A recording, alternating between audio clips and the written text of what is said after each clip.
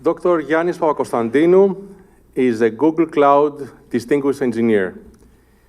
He is working on the intersection of generative AI and databases. Prior to that, he has held senior positions in companies like Amazon and Databricks. He's a professor of computer science at the University of California, San Diego. He has published more than 120 articles that have received more than 21,000 citations. He has a PhD from Stanford. And I went through Yannis' impressive and a bit intimidating resume quickly enough just to tell you one more thing, that back in 2012, he has invited me to attend his lecture in the prestigious Academy of Athens in Greece.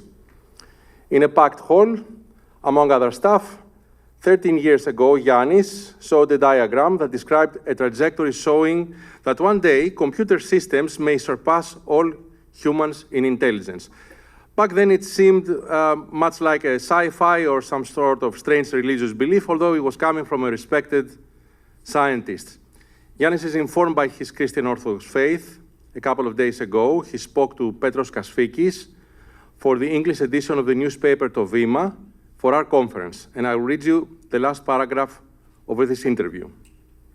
Papakonstantinou's message is not fear. It is an appeal to moral imagination. The decisions made now will determine whether future intelligence amplifies human dignity or replaces it with something far less humane. Faith, he believes, is not an obstacle to this work, it is a guide. Technology may transform what people do. It will not change who they are. Well, let's find out. Yanni, welcome. This is very much based on a seminar that I gave from 2009 to 2016 at UCSD called Computing, AI, and the Universe. And it was a freshman seminar that inspired a lot the freshmen that were coming to it with questions about the future. Since then, the future has came closer. And what I will, the positions I will present today are mine. They are not the positions of Google. They may be the positions of Google, but they're definitely mine. So the talk will go into AI's impact into three areas: the economic structure, the meaning of being human, and finally, God. And why this church, and not only this church, has an opportunity and a duty to usher us in an era of bliss and wonder and steer us away from the dangers that also are around. So, a few words about what I do professionally. You have all seen since 2022 that foundation models, the most typical example being large language models like GPT and Gemini and Claude, have tremendous ability to power chatbots that seem to have normal discussions, to power intelligent search, and there is a gap there that some enterprises, some organizations want to build this kind of applications, the chatbots, the intelligent search, but also to account for their data, for their members and their customers and so on. So imagine, for example, that United Airlines may want to make a chatbot, that this chatbot will have to know the flight data and also the data of the customers of United. And that is a problem because the foundation models do not know public data, and that is what I work on. We create AI-first database systems that essentially close the gap between the foundation models who have drawn their knowledge and abilities from public domains and the private data that organizations have, and they want to power these applications, but of course they want also their private data to remain private. And this is what I do during the day. Actually, not exactly, also during the evening and sometimes during the weekend as well. But I also have time for moonlighting. And when I am moonlighting, I'm thinking about the AI future, because it could be a future of extremes, right? It could be the best of times, it could be the worst of times. It could be the age of wisdom, it could be the age of propaganda. It could be the age of bliss, it could be the age of depression, right? And the church can make a very big difference in this. By the way, all the images that you will see that are not copies have been created in Google Slides by Gemini. So this is what Gemini thinks of an area of bliss. Okay, we move on. All right, and I am also very much influenced, and you will see allusions to sci-fi and recent philosophy, the Blade Runner, the AI movie, brains in vats argument, and corresponding ancient arguments about the nature of reality and the nature of being human. And last but not least, the Orthodox tradition of compassion, which should play a very big role in the era ahead of AI, and the Orthodox tradition of mystical and apophatic theology, which also will come in. How will this combine together? Stay tuned. We will have all of it together by the next hour. All right, so I told you I will discuss the impact of AI on the economic structure, on being human, and on the belief in God. And this will follow a progression along the eras of AI. Okay, so we will go into 5 eras of AI, and we will hit all of these issues going down the list. Now, we are in the narrow AI productivity era. That is, basically, we have AIs that in narrow tasks excel. But let's take a step down ancient times, which basically means the 80s for AI, and see what happened then.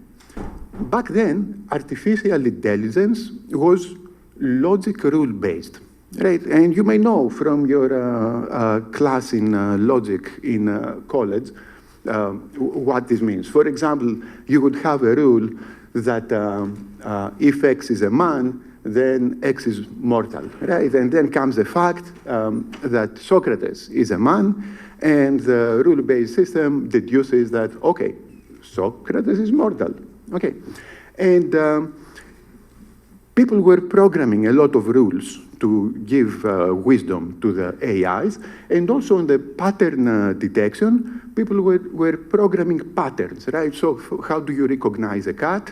Well, you make a pattern that is basically the ears, you know, and a kind of small head with respect to the body, and hopefully you will recognize it.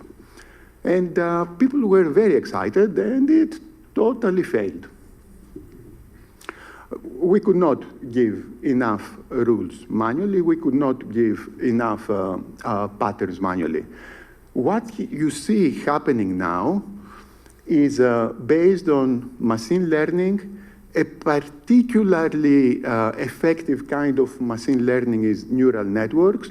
And a particular further progression of neural networks is the large language models. And really, what these things have done is to program the unprogrammable. Okay, what do I mean by this? So now you can go and say, I want to find cute white cat on the internet, and you will get cute white cats. And nobody programmed how a cute white cat looks like. right? And you can go to Gemini or GPT and say, write for me a 3-day trip to San Diego for nature lovers, right? And it will give you a plan, and nobody programmed it, okay? So how does this happen? Well, it happens because it feeds on a lot of data and a lot of hardware. And there is 2 points to note here, because they will matter to our projections about the next step. There is no step-by-step following of programmer rules in these things, right? It is not like you can say, oh, give me a trace of how you came to the conclusion that this is a cat, right? It is basically lots of billions of artificial neurons firing and coming to this conclusion. And the technique feeds on lots of data and lots of hardware. And this is important because there is more hardware to come in and more data, right? Because right now it's just through the internet. This is part of the experience, right? We learn by seeing the world, right? It's nowhere near this, but hey, with more hardware, it may become able. Okay, so what do we see now? So this is our description of the status of AI. And what is narrow AI? Narrow AI is the AIs that write code now. We see software engineers being assisted by AIs to write code much faster than they would otherwise. Actually, the experience that we have is that you can treat the AI as a very, very junior developer. That is basically, if you tell him exactly what you want, has good chances to get it right. Then you will correct him. You will correct him once, twice, and you will get it, right? But this is a big productivity improvement. We see cars that are self-driven. We see customer service being automated, and will get likely much more automated very soon. Okay, so this narrow AI leads to productivity. Okay,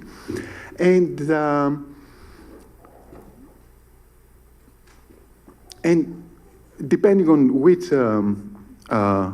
optimistic report you read, there is an X number of trillions of productivity and GDP growth that will come along the way. And there is this productivity developments will make a very big difference also in areas that you cannot even put a clear economic value to them. For example, research, medical research, right, which has kind of like stagnated the last few years. So that's the good news, right? That's the good news. A tremendous productivity, making us more efficient in solving problems that matter. But I told you, back in 2009 to 2016, I was teaching this seminar, and the typical question that the freshmen would have is, all of this also involve displacing someone, right? Displacing the taxi driver or the Uber driver, displacing the customer service person, right? How will the displaced be making money to pay for stuff, right? That's a big problem. And there is 2 answers to this problem. There is the don't worry scenario. The don't worry scenario says that, look, this is yet another technological revolution, right? We went through the industrial revolution. This is just yet another one. And narrow AI has many gaps, right? It does not know the real world the way we know it. It does not know what goals to pursue. It's once you give it the goal that it does a good job, and it's simply not human. And the don't worry scenario says we will use our superiority in these gaps, which are important gaps, and we will go even further in areas that have elastic demand. For example, health, right? Wouldn't you love to have an answer to any health, to any suspicion that you have about your health within the next hour, right? So a combination of more people in health and more AIs in health can get you this, right? And because I believe the demand for health is elastic, right? The more supply we will have, the more we will consume. Okay, and also this argument says jobs will be invented and activities will be invented that do not exist now. For example, if you went back to 1850, you could not tell someone, my grandson will become a pilot, right? They would be like, what? Right? I mean, there's no airplanes yet. All right, so that's the don't worry scenario. There is the worry scenario. And the worry scenario says it is different this time. And the opening remarks actually made some very clear points about why it is different this time. I would like to put some additions. The rate of adoption is much higher. Look at the first image. Arguably, from the first time that an internal combustion engine was invented until car becomes the preferred method of transportation, what? Is it 100, perhaps 150 years, right? Bottom image, from cars to self-driving cars. I don't think it's going to be 100 years. I think we are looking at decades between the advance of fundamental technologies and all cars being self-driven. So the rate of adoption, even if there is no long-term problem, it will create a major displacement on the transition. Right? Because the displaced car driver will not become the health provider that we discussed before, at least soon enough. The second argument of the worry guys is the advances will continue and the range of unique human abilities will be squeezed as basically the gaps of AI are becoming smaller and smaller. So what do you do here? All of them are good arguments. I'm saying this is what you do. Better worry. Better worry and prepare. That is, assume that things will happen fast. Assume that the space will be squeezed, right? And why? Because if we worry and we take a bunch of measures, which we will discuss next, and this future does not happen so fast, or does not even happen in our lifetimes, then it will be a small damage. Probably you will be saying, you know, in October 25, I was in Boston, and this guy was saying all these sci-fi things that didn't happen. What an optimist. Yeah. But if the other side happens, then there is a difference between a disastrous future and an amazing future, right? So if you have a great opportunity and a great challenge to happen in the next years, even with a 20%, you should worry, right? To make the best out of it and to avoid the pitfalls. Okay, so this will be coming back again and again. All right, so now, next step, which is not here, definitely is not here, is the so-called artificial general intelligence, which is some future development of AI that will match or surpass human capabilities across virtually all tasks, and some people put here all intellectual tasks. This is not here now, right? Perhaps there is the occasional startup founder who will claim that his startup got to AGI, but no, it's not here now. But people, serious people, believe it may happen very soon, right? Within the next decade, right? And my personal opinion is that it is a very good chance that very, very good chance, much more than not, that it will happen this century and in the next decade. So if this happens, and if there is good chances that it will happen, then there is a bigger effect on our socioeconomic structure, and we enter now the AGI era.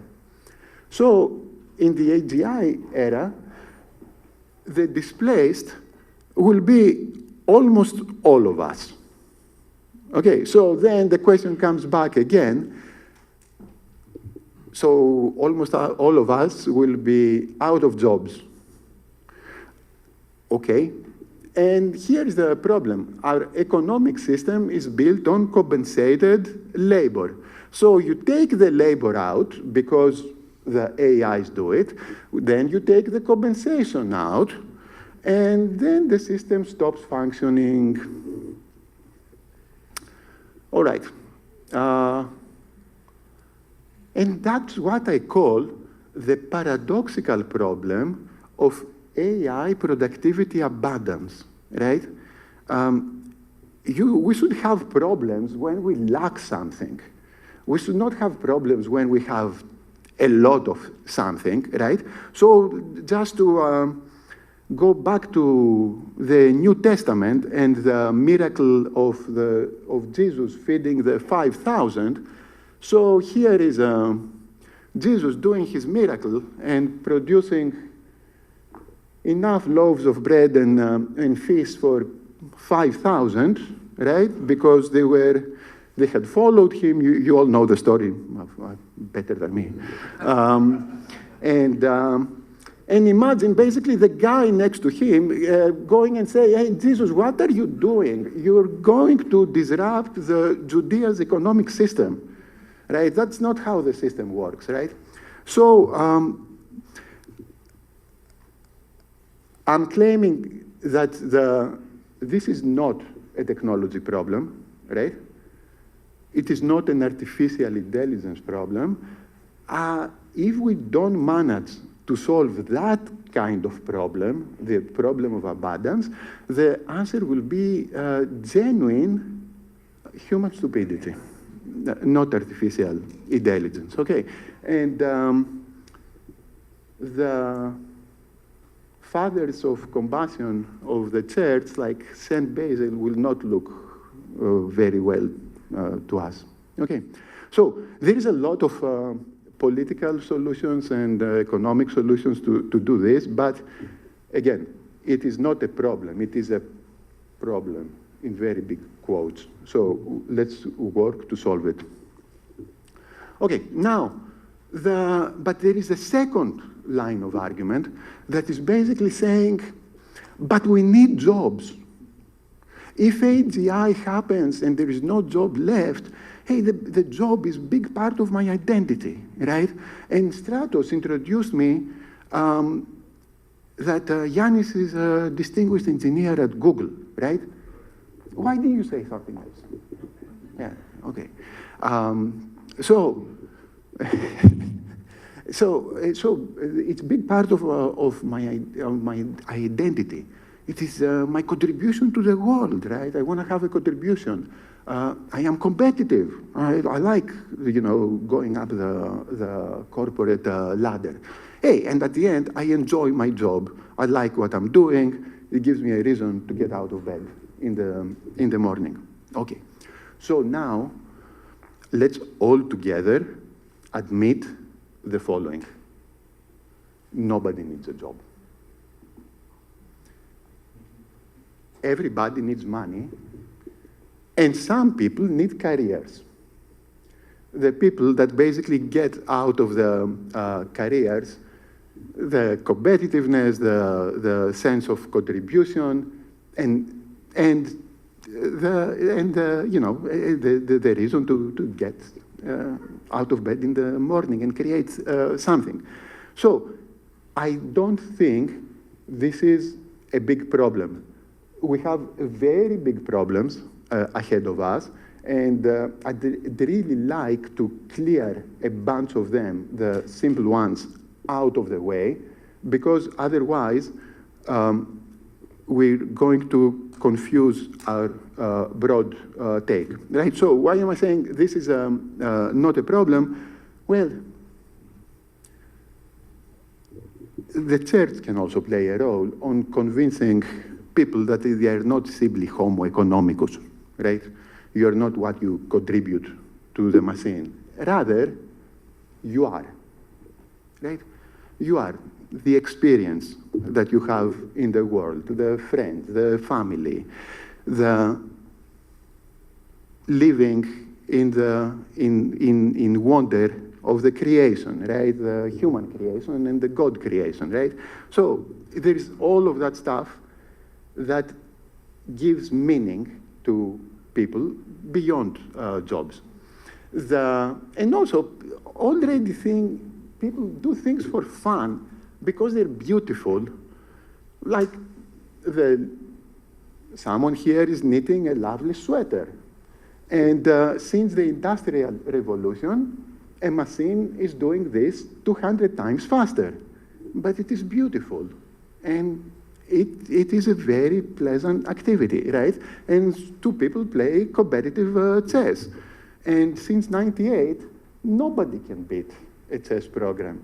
But hey, it is competition, it is getting your mind to work. So I claim that this problem of the jobs is not a real problem per se. We have to change our mentality, but I think it is overrepresented as a real problem because most people who talk about AI at TED conferences and blogs and so on, they are my kind of class, people with careers, and they basically just project their own panic.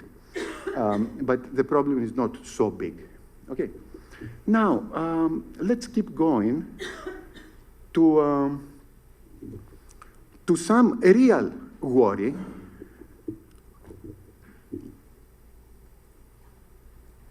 The AGI may, because remember, this is the future state that an AI is better than humans in all intellectual tasks, which includes taking decisions, right?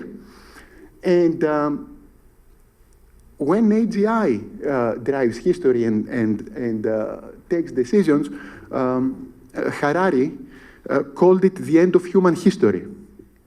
Not the end of the human race, right? But the end of human history, because that's the point where basically decisions are being made by non-human agents. And I will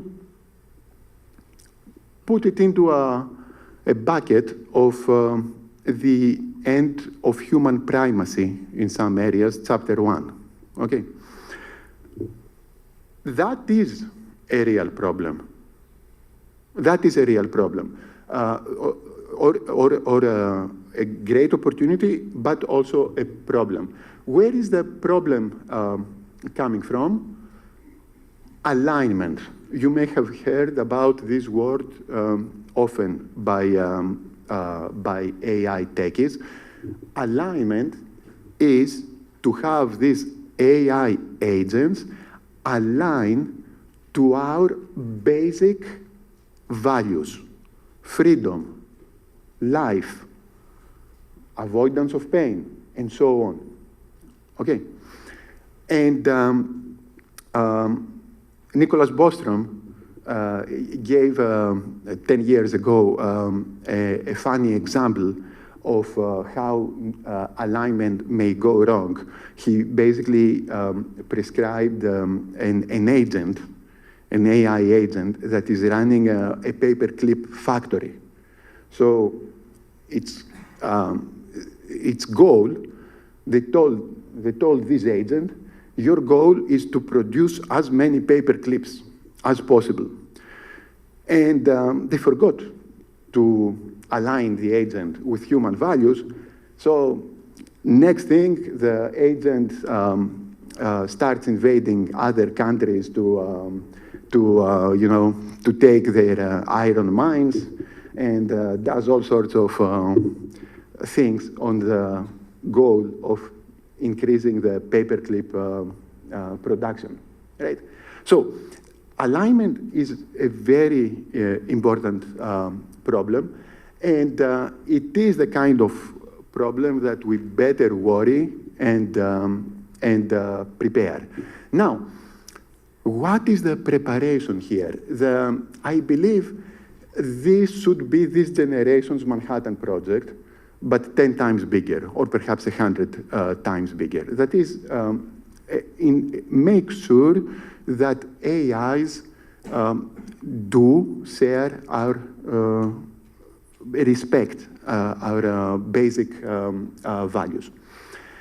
But this is not only a technical exercise, because there also comes a point of what is our values, and we also have competing groups with different values, and we also have to work this out.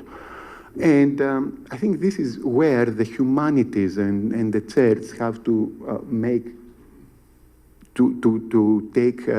participate in this discussion, because essentially, what will be happening in the next century, sometime, probably more towards the start rather than the end, is that we will be parenting the future intelligence, right? So we better be good parents, because you don't want a very smart and powerful kid that doesn't share your values. So, now, and there is another era that may be coming up, will be coming up, I believe. It's a matter of when. The superintelligence era. And the superintelligence era has been described beautifully by Irving John Good. I think this is the first time that someone described this possibility in 1965. And just please read it. Let a superintelligent machine be defined as a machine that can far surpass all the intellectual activities of any man, however clever. Since the design of machines is one of these intellectual activities, a superintelligent machine could design even better machines. There would be an intelligence explosion, and the intelligence of man would be left far behind. That is, basically, we will not be able to understand anymore the way they are progressing. Thus, the first superintelligent machine is the last invention that man need ever make. And this was in 1965, okay? And since then, I think it becomes more like a matter of when, and some people believe that it will be a hard takeoff. That is, once the AGI point is achieved, that is basically the AI that it beats humans on most intellectual activities, then very, very soon the superintelligence point will happen, where basically we will lose the plot of how the next generation of machines is happening to be. This is the so-called hard takeoff. Of course, got worried about it, especially if it is a hard takeoff. You have to basically assume that the AGI will come back to back with the superintelligence. Okay, so you may have also heard the term superintelligence called as the singularity. Why the singularity? This is a reference to physics, because in black holes, the black holes have such a massive gravity that basically time and space warps around them, nothing can get out, and no information. You cannot see into the black hole. That's the singularity, right? You cannot see into this. And basically, the singularity of superintelligence is that the world after singularity to us is going to be, parts of it will be what our world is now to a mouse, right? That is, there is some part that we will not understand, okay? So where do we go from there? That's the end of human primacy, chapter 2. Because no more humans will be the apex of intellect. Now you may say here, this won't happen. Why will we create these machines? I bet it will happen, because at some point there will be some major problem that we want to solve. And if there is a promise that it will be solved, we will create these machines.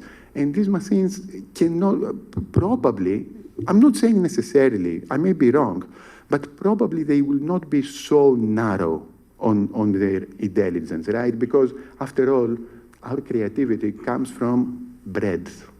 Okay, so there is very big problems to be solved. So probably people will not put the brakes, and probably we will not be able to compartmentalize AI in some narrow areas without giving it the chance to you know, get more broad knowledge and more broad spectrum of actions. All right, so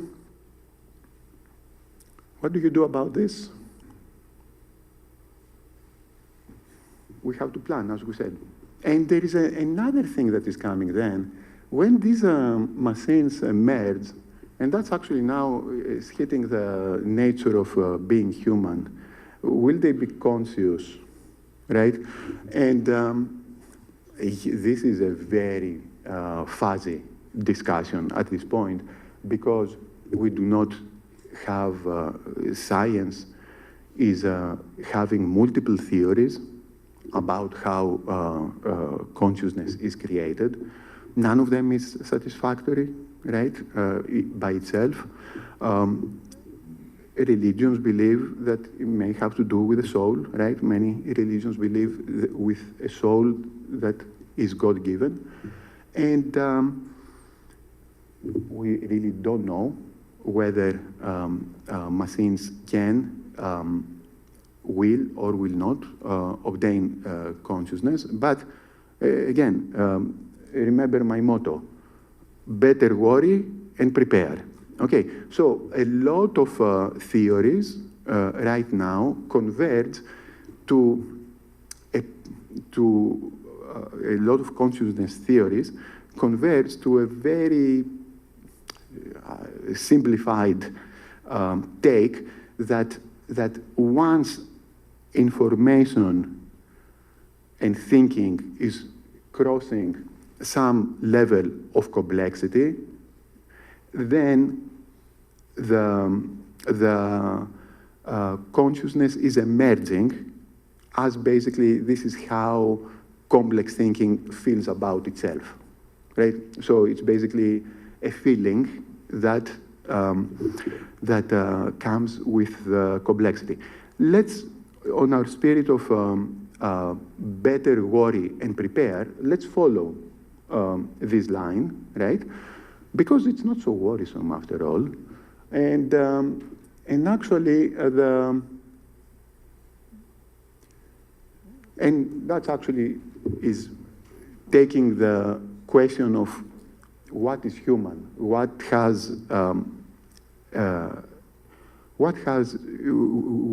is an entity that has moral rights and so on, right? And of course, it is a big challenge, as we said, to the human primacy, because we may end up not being the single conscious being on the earth. Now, I would have to footnote there that pet owners always knew that we are not the single conscious being, but later we fixed this to the self-aggrandizing position that we are the apex of consciousness now and forever, and this, may not, the forever may not be forever. And this is where basically sci-fi is doing a great job. How many of you have watched the first Blade Runner? Oh, that's a great audience. Yeah. So, okay, so in a future dystopian LA, the current LA is not dystopian. The Blade Runner, it's Harrison Ford, is pursuing human-like replicants with implanted human memories, right? So the replicas like Royce and Priest are saying, yeah, I'm conscious.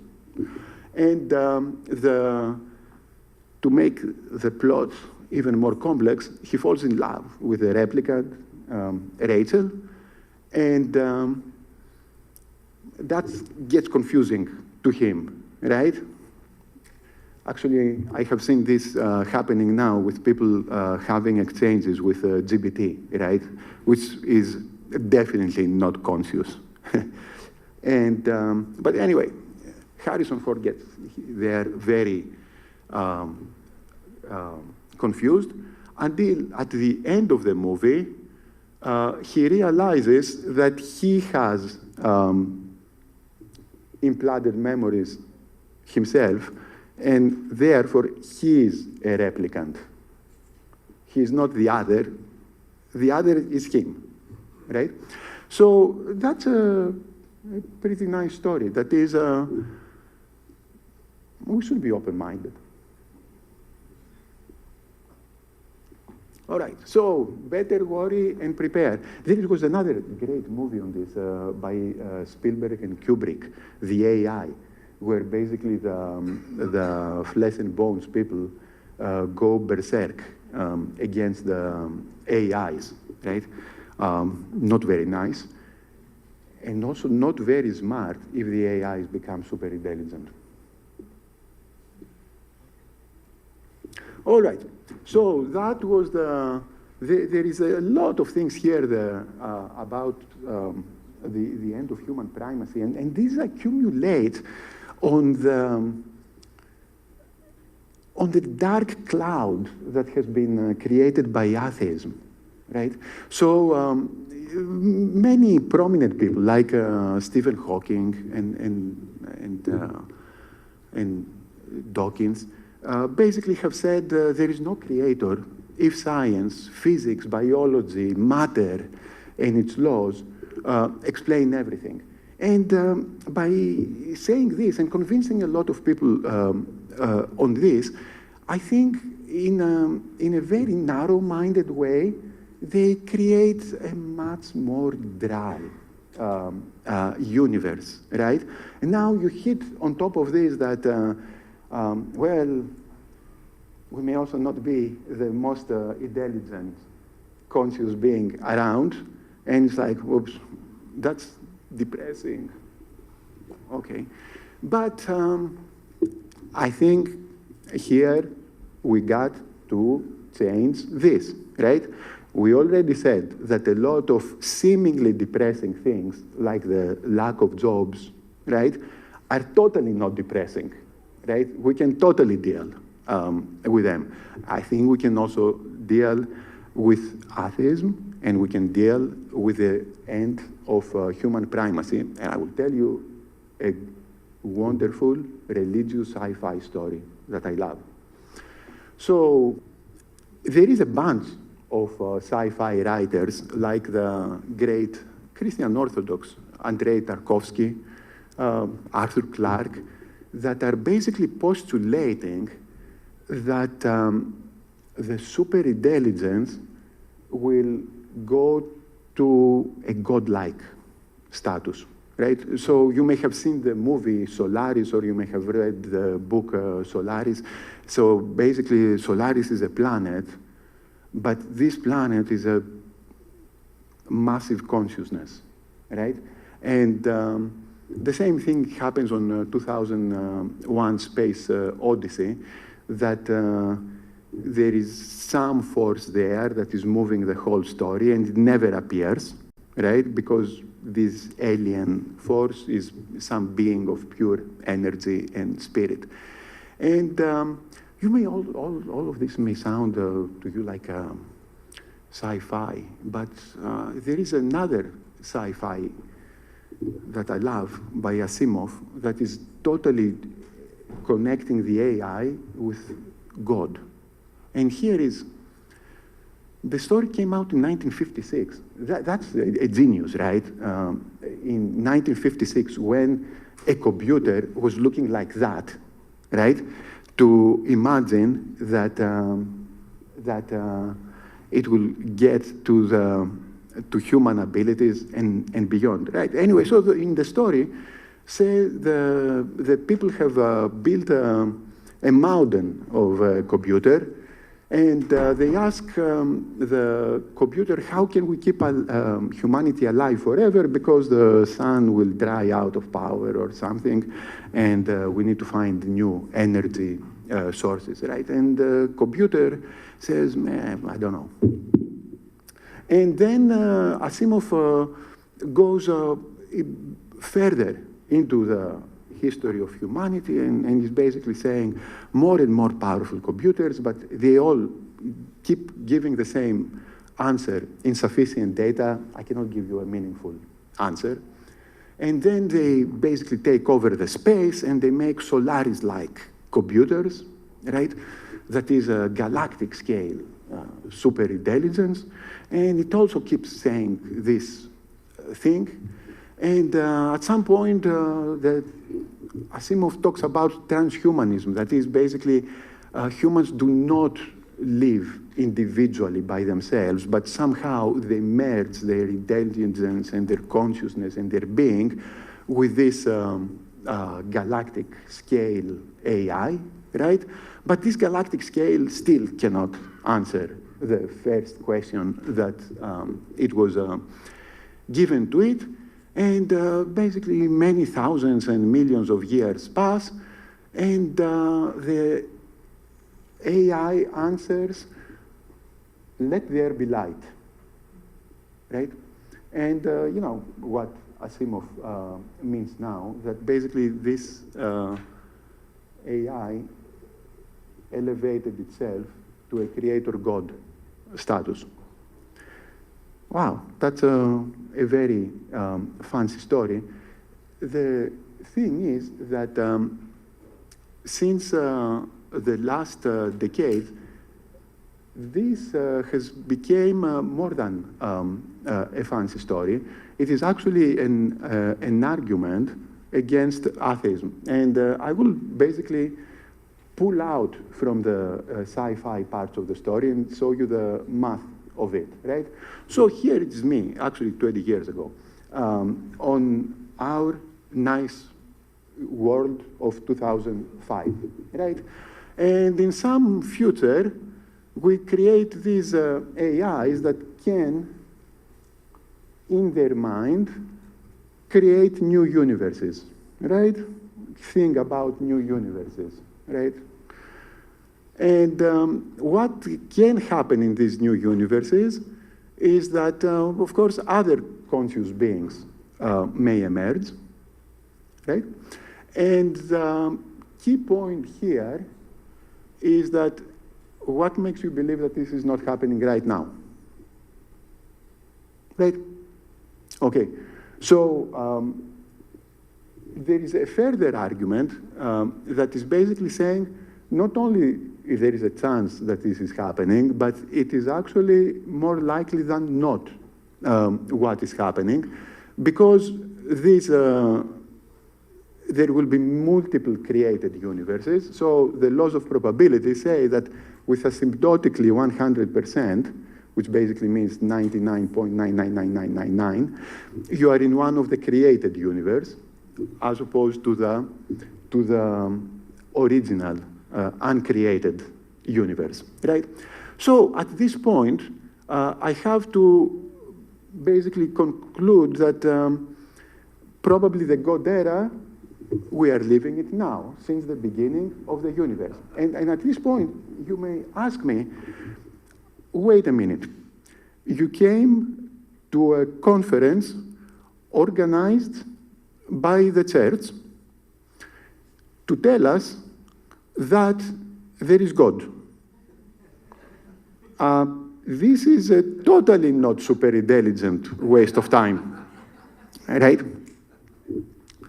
Okay, now, seriously, what this means is that the existence of God, if you basically, is basically a reality coming out of the progression of intelligence. We see here the progression of intelligence. All that you have to believe is that there is something in the universe that basically allows intelligence to progress. And once you believe this, you reach the thinking of Pierre de Teilhard that is basically saying, yes, this universe also will evolve into a God, and there is we are already in a God-created universe by the previous, by basically the previous level, right? And this is pretty cool because it's actually, I'm going to skip some slides here. Oh, actually, I'm not going to skip the slides. Because Stephen Hawking actually had, in his brief history of time, he was making fun of religious belief by basically saying, by playing on the usual argument that, okay, if this universe is created by God, who created God, right? And he's a smart guy. He was a smart guy. And he took this argument seriously, right? And if you think a little more about the evolution, right? Oh, and I will actually say another thing. And Richard Dawkins, right, and has been writing book after book, telling us that since evolution is a fact, there is no God, right? Because why do you need a God if you if evolution explains everything, right? And I'm claiming a lack of imagination and a lack of taking to the next step. That is evolution. I think the next step of evolution that we are seeing now, starting, is the evolution of intelligence. And intelligence is not going to stop with us. And this may have already happened, and we may be already living it.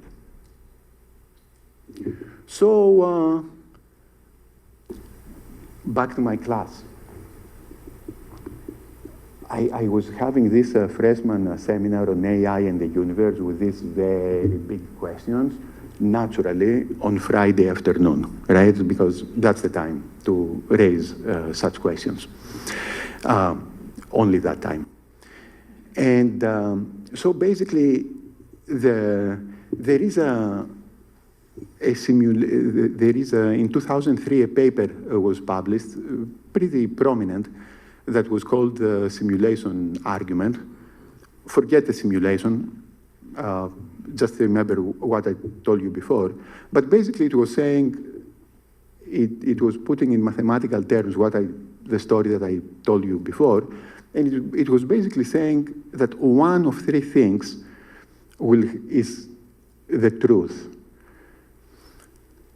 Every intelligent species goes extinct before it can create superintelligence ability, this kind of superintelligence that can play the role of God creator. Okay, I don't believe this, right? Because the universe is so big that even if we suicide by some nuclear war or something, perhaps in some other corner of the space, this could happen.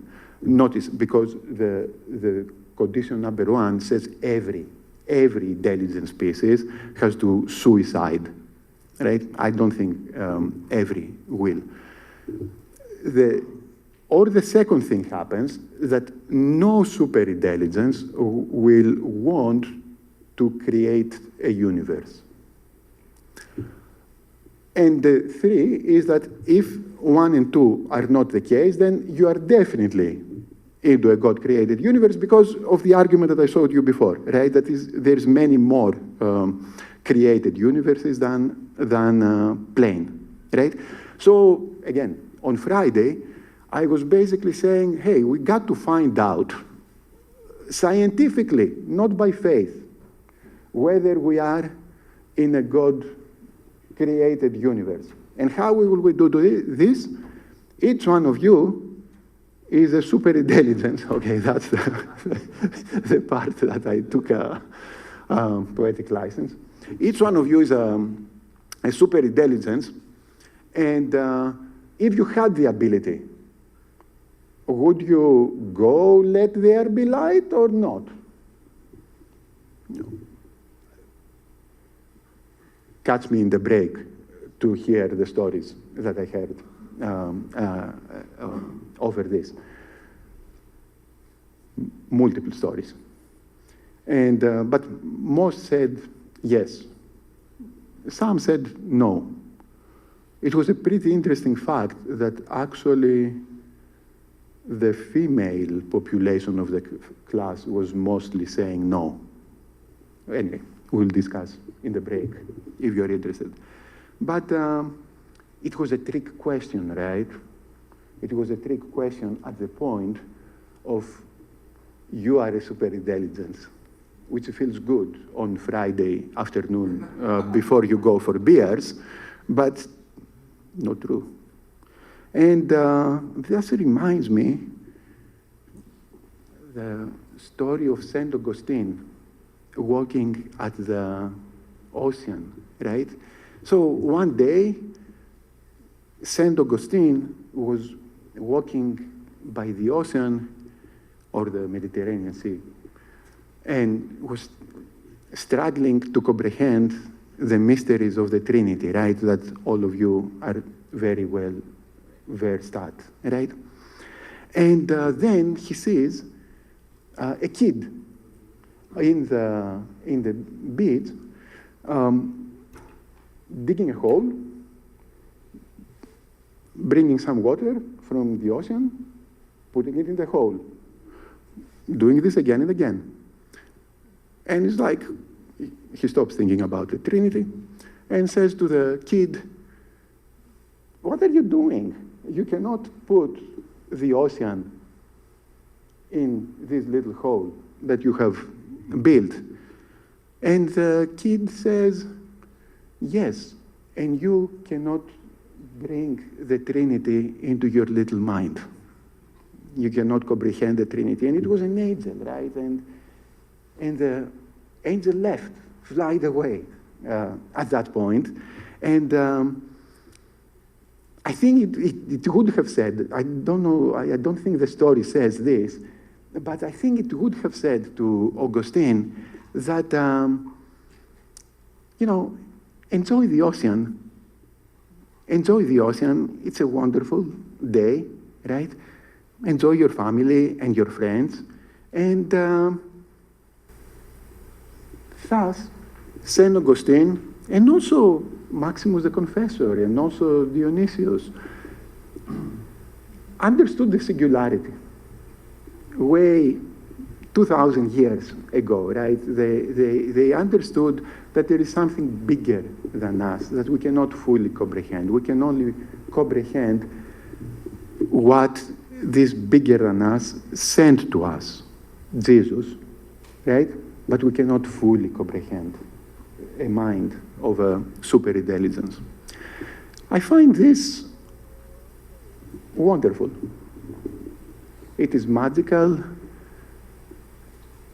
It is creating a world where technology, science is not fighting against magic and wonder. And I hope that you feel the same way also. But now, since I see some of you have relaxed and you're smiling very much, what is the other big message from this talk? Exactly. Exactly. So, better worry and prepare. Okay. So, look for, we can have a great future here, a blissful future, but we have to worry to basically create good AIs and not the AIs of the Terminator kind. I'm Timothy Petitsis. I teach here at the seminary. Thank you very much for your beautiful talk. I have a question. Can you give us more advice about how to prepare for the possibility? And secondly, it seems to me that almost everything I read about the development of AI assumes a kind of unitariness. But what we can just imagine is much more likely is that many corporations will create their own AIs. Many countries will create, every weapon will have its. Yeah. So isn't it more likely that what we'll see is a battle of AIs, much like university robot teams have battles of robots? Yeah. And this idea of an ascent to a singularity is much more likely to be a kind of clash of demonic angels and good angels over the souls and bodies of humankind. Yeah, so let's one very concrete, two very concrete things to prepare for, right, is number one, in the short term, as we discussed, narrow AI may have massive economic repercussions, and we got to work on them, right? There's multiple proposals, but they have to be compassionate. They have to, the chairs also have to participate on this. Number two, what you are saying on there is multiple parties that are developing these AIs, but look, at the end, all of these parties should be interested or even self-interested to basically, when AGI happens, that it is aligned with our values, right? Because if it is not aligned with our values, it may turn on them. It may turn on its creator just as well, right? So that's why I believe it is paramount that there is some massive project, Manhattan level project, not only from techies, but also from humanities and also from the people of the church to basically specify the few essential values, right? I also believe that we cannot confuse with every minute interest, but there is a few central values that, you know, human life, human freedom, right? And that are important for all. Now, I do worry that the military applications, on the military applications of AI, of AGI, when we go to artificial general intelligence, then we are fundamentally not aligned, right? For clearly the Russian values and the Ukrainian values right now are not aligned. That's why they have a war, right? And but even then, I think we can, if we put a lot of thinking, avoid mutual assured destruction. We do have a good track record as a humanity on this because, you know, 70 years ago, we developed the ability to wipe out the planet, and we came with an equilibrium, a stable equilibrium of how to avoid this, right? So even for the cases where the AIs will be used by conflicting parties, even then there is a hope. But of course, my even bigger hope is that we're not stupid anymore, and you know, just simply align them with a few essential values. Hello, my name is Nicholas Eldred. I'm a student here at Hellenic College. So I assume you've probably read the book I, Robot by Isaac Asimov. And in the second chapter, there's the robot QT. And the first thing QT does when he's brought online and he asks, where do I come from? And of course, because he's a robot, he makes up this answer about coming from a machine, but he doesn't dig any deeper. Even when he's raised questions, he formulates answers that are fake in his mind, but he doesn't ask any more questions. And it's this thing that I notice when using AI today, is that AI doesn't ask questions, it doesn't have curiosity, unless it's told to ask the question. Yeah, exactly. Do you think that AGI, or the superintelligence, can have that curiosity, or is it always going to be limited by the curiosity of humans? Yeah, my opinions here. I think given enough time, given enough hardware, given enough more technology, AGI can be created. Now, the question is, will we want it to be created? Okay, and I think then the question goes to whether we believe there are tasks that require AGI, important tasks that we absolutely want to solve, that require AGI, right? If basically you want someone so smart that he doesn't stop digging, because essentially you said the Asimov AI, and actually the current narrow AIs stop digging at some point, right? If you want someone, do you want someone that you give it a goal that is so big that basically gets the leeway to keep digging and digging and digging until it solves it, right? My belief is that there is a bunch of problems that matter a lot to us that we will basically say, yeah, do it, right? And that's, now, I may be wrong there, and maybe that we can create a guardrails that is basically create a medical researcher that can keep digging and digging and digging on MRIs and medical journals, but know nothing about the world and don't dig anything about the world. I don't know. But I think that's the. I don't think it is whether a question of whether it can be done in the fullness of time. It's a question of whether we want it to be done in the fullness of time. Thank you. You said that what we experience today with technology, we have computers, computing, not thinking. And these computers compute with the data, based on the data we give them, Yeah. and based on the programming that we program these machines. But you talked about alignment with values. Again, the alignment with values is how we program these machines with the values that we give them. I don't see any revolution here. Revolution, and Okay. anything new here.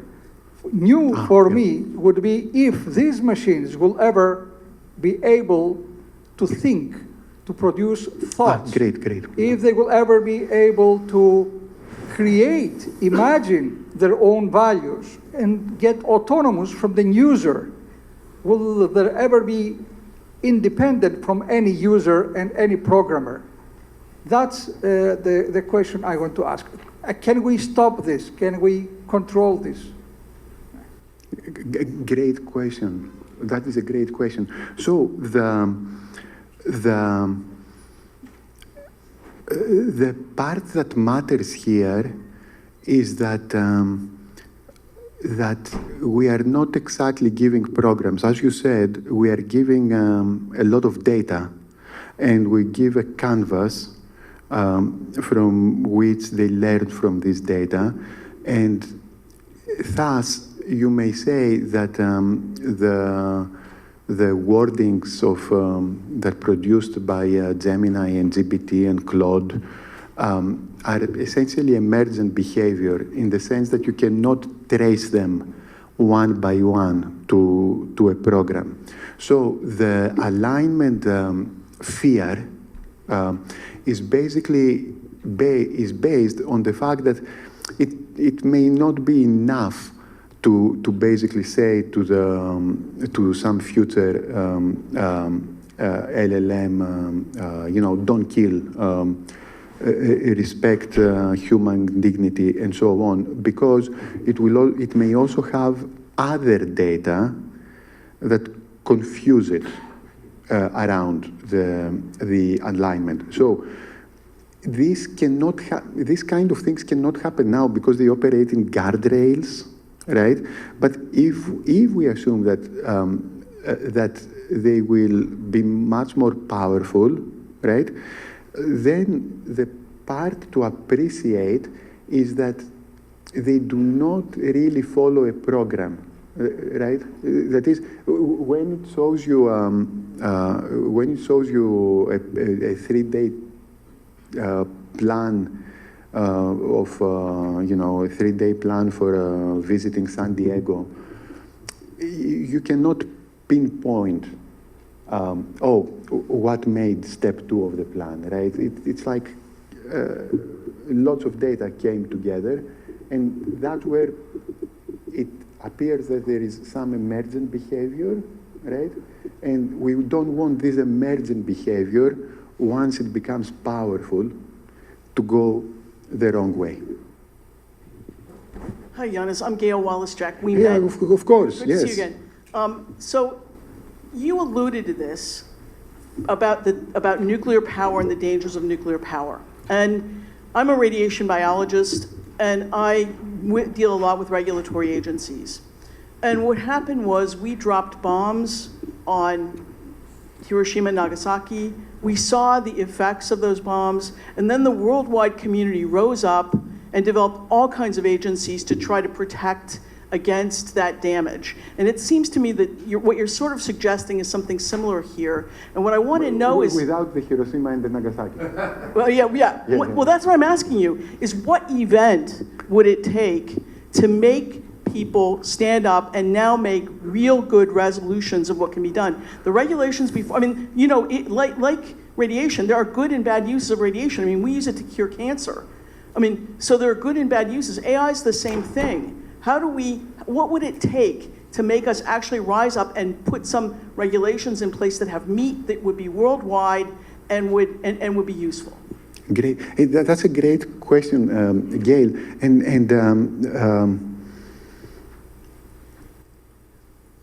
And if these things happen, and as we say, there is a good chance they will happen in the next century, there is a lot of people that are talking about a hard takeoff, right? Like, for example, the hard takeoff from AGI to superintelligence. So let's lose Hiroshima and Nagasaki and see how damaging it is not a good enough strategy this time, right? Because things may have run already too far by that. Oh, my favorite slide disappeared. What would be? Better worry and prepare. That is basically take serious the folks who may sound like Cassandras, right? That basically say, hey, a very smart AGI, artificial general intelligence, may not be really aligned with our values, may do damaging things in pursuit of its single-minded goal, right? Take this serious and start working on it now.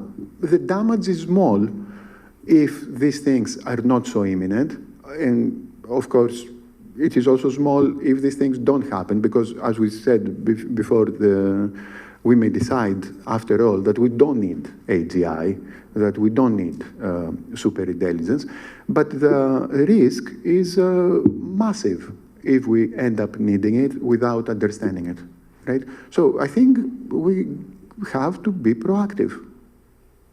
I'll take a final question on the gentleman on the left, and then we have to stop because we have a short break, and then the next panel afterwards. Thank you very much. To piggyback off of His Eminence's question, I work for a startup, and one of the alignment questions we have is trying to understand concepts that appear to be similar to theological ones. For example, the meso-optimizers that are in most LLMs seem to be fairly similar to logi as understood within the church. And in order to work out that problem, we have to have an understanding of some theological concepts that is not just verbal, but also has technical details and perhaps can cross over to math. I was wondering if you had any sources that I could look in that might help shed some light on that. On the alignment? More specifically, thinking about theological terms and things that are not just pure linguistic, like something that we could map onto the current things being developed so that we can get a working model. No, I don't have. Oh, thank you. Yeah. But on the current narrow AI alignment, I'm aware of and actually participate on some important work that is happening on verification, right? Because these things tend to say things, hallucinate things, so it is worthy having formal logic verification sometimes. Yeah. Thank you very much, Yanni.